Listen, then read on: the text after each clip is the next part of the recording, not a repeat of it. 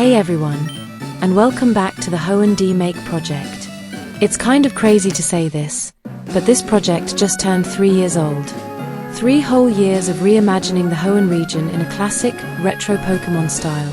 Something I started just for fun, and that slowly grew into one of the most ambitious things I've ever worked on. When I first began, the goal was simple. To take everything we love about Hoenn, the atmosphere, the roots, the music, the towns, and rebuild it from the ground up as if it belonged to an earlier generation of Pokémon games. Think of it as a love letter to the GBA era, told through the lens of classic pixel art and limited pale. Tez, the journey S. Oh far. Today, after 3 years of development, I can finally say that the entire first half of Hoenn is complete. From Slateport City, all the way to Fortree City, every major location in between is now fully rebuilt, with their routes, transitions, caves, and special areas all connected. You can explore Mauville City, the surrounding cycling roads, and the long routes leading to Verdanturf Town.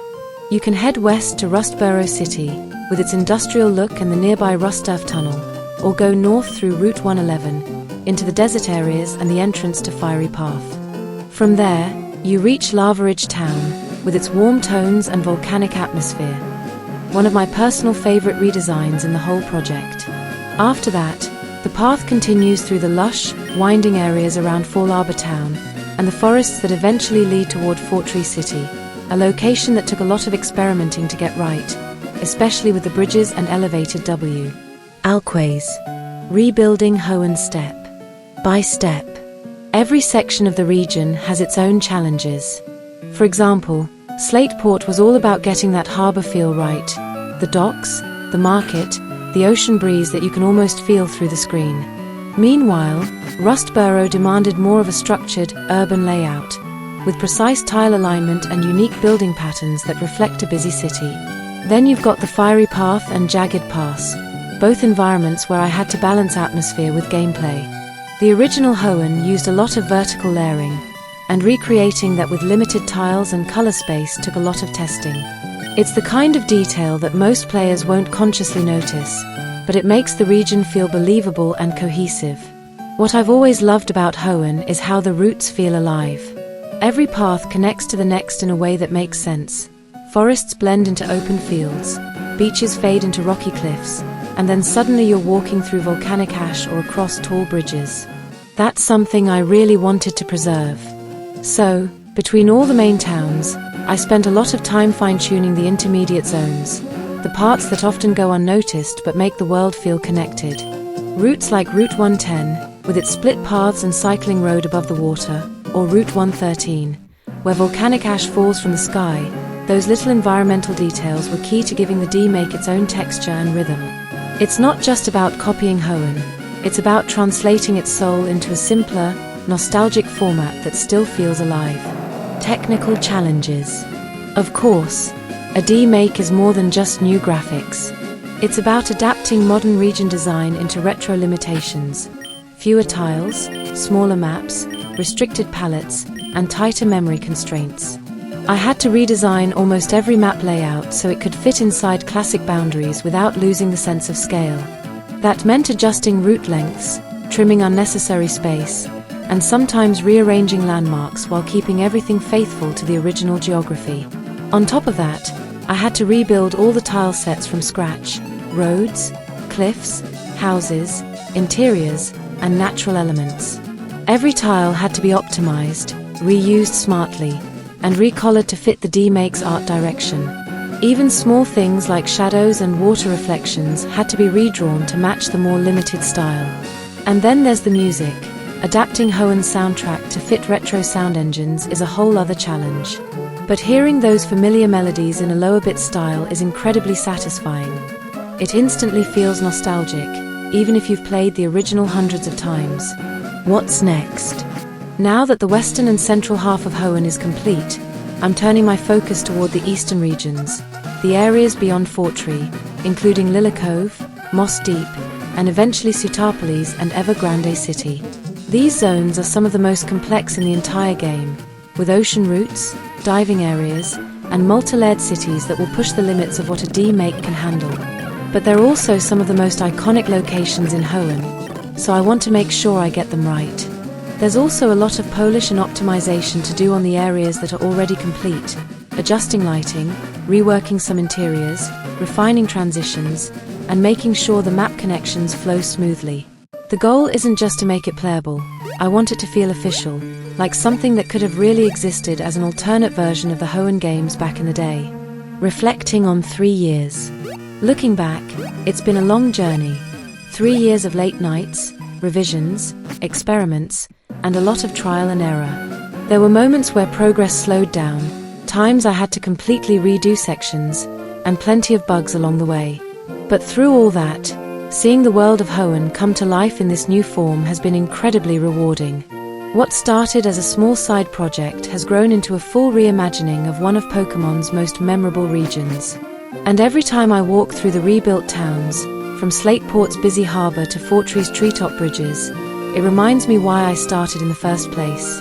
Because Hoenn has a certain magic, a perfect mix of adventure, music, and mystery, that never really fades. So yeah, that's where the Hoenn Demake Project stands after 3 years. Half the region is complete, and the rest is on the horizon. Thank you to everyone who's been following, commenting, sharing feedback, or just watching the progress unfold. This world keeps evolving one tile at a time, and I can't wait to show you what comes next. Here's to the next year, and to bringing the rest of Hoenn to life. One route, one town, and one idea at a time. Thanks for listening, and as always, stay tuned for more updates on the Hoenn Demake Project.